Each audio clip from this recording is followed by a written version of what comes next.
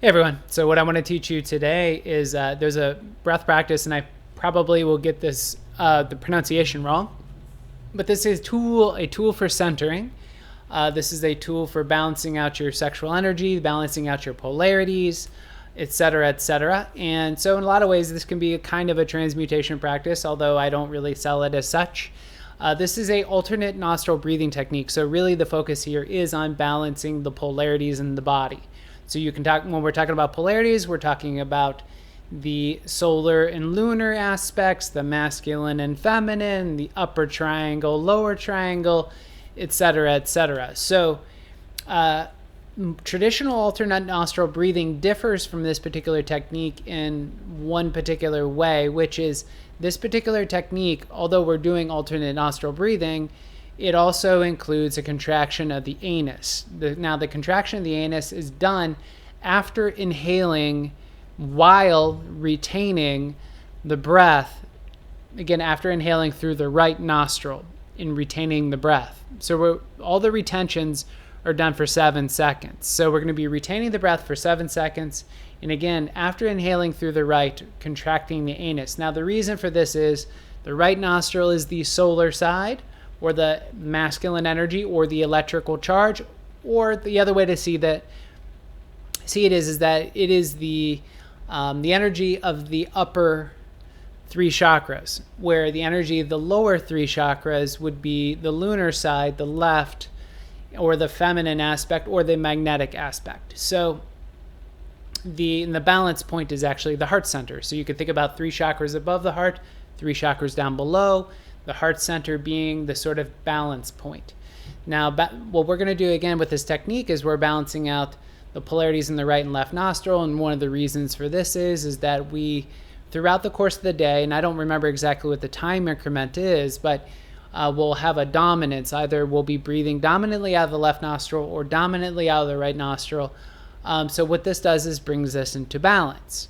And I also find that it sort of shifts around sexual energy. So again, this is kind of an appropriate technique in the sense of, for those of you who are dealing with overwhelming sexual energy, this is a great technique in order to sort of help balance that out as well.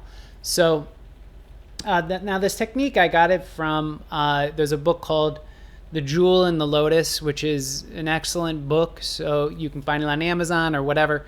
And this particular book is, to me, it's a great book for people really wanting to start off into understanding Tantra, at least a lot of the practices associated with it.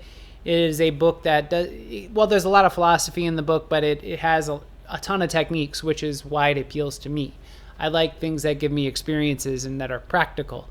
So I want to go ahead and teach you this technique, and we're going to go through it 3 times, the breath repetition, that is, 3 times. And obviously you can do this more if you wish. I've done this up to 11 minutes. I've done this for as little as 3. And I find that 3 minutes is about what I need at minimum.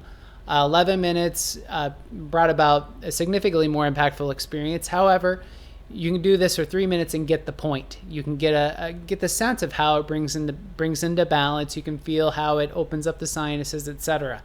So let me go ahead and verbally walk you through how this works. So first off is that the inhales are done for 7 seconds. Okay, so when we're inhaling the left or the right, it is done for 7 seconds. The breath retaining in rather, is done for 7 seconds. There's no breath retention out. And the exhales out are done fairly forcefully, not like you're trying to sneeze and flush it out really intensely, but you could think about, like, if we're inhaling in 7, that's pretty slow inhale. Think about the exhale being like 2 to 3 seconds, relatively quick and forceful. Again, we're trying to clear a channel. So now walking you through the technique. So first thing you want to do is you want to bring your left hand into Gyan Mudra.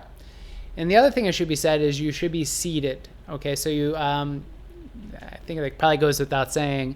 But anyway, you should be seated, either in a chair, on the floor. If you're on the floor, cross-leg, seated on the heels in rock pose, whatever works for you. And if you're in a chair, bring yourself to the edge of the chair, feet flat on the floor. And you want to find a nice upright posture. The best way to find an upright posture is to press that perineum downward. And that'll help you adjust the lower portion of your spinal cord. Then you want to tuck your chin, aligning the crown. Again, I can kind of perceive a light above my head, so I'm aligning my crown with that light that I perceive above my head.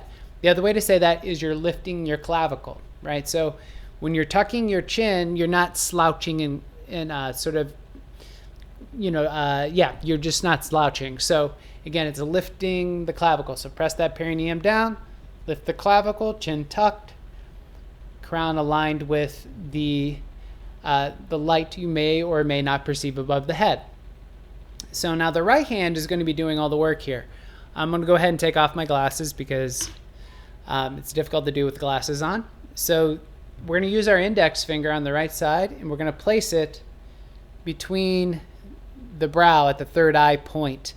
Now, when I say between the brow, for me anyway, there feels like a correct position for my right index finger. So if I place it up here, it doesn't quite feel right. Then if I place it down here, it's almost magnetic. It's like a space right at the root of the nose, right where it goes into the skull, at, again, the space between the eyebrows. So this feels like a very comfortable place to me. So this is where I'm going to place my right index finger. Now you want to keep your arm relaxed. If your arm is flared out to the side, you're going to get fatigued over a certain amount of time. So again, right index finger placed between the eyebrow at the root of the nose. I'm going to use my thumb and my index finger to block the nostrils as needed.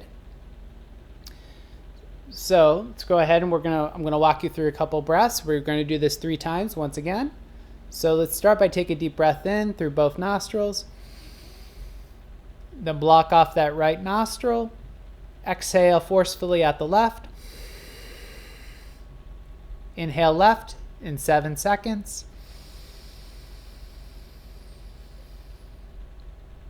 Retain the breath, 7 seconds. Then block off the left nostril. Again, I'm using my pinky. Exhale out the right forcefully. Inhale right, 7 seconds. Once the breath is retained, contract the anus. Notice any pressure change up inside the head. Keep that anus contracted for the whole 7 seconds you're retaining the breath. Then block off that right nostril, exhale out the left. And let's go that 2 more times. Inhale left, 7 seconds. Retain the breath, 7 seconds. Exhale out the right forcefully. Inhale right, 7 seconds. Retain the breath with the anus now contracted, 7 seconds.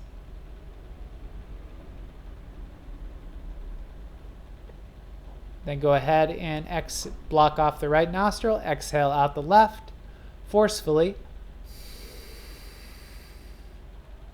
Let's do 1 more round through. Inhale left, 7 seconds.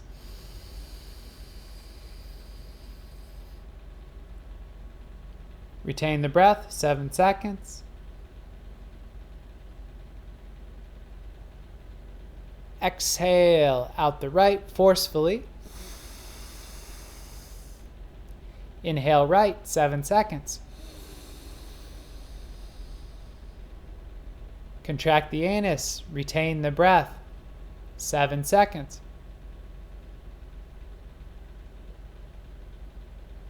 And then block off the right nostril, exhale out the left forcefully. Release both nostrils. Inhale through both nostrils, retain the breath.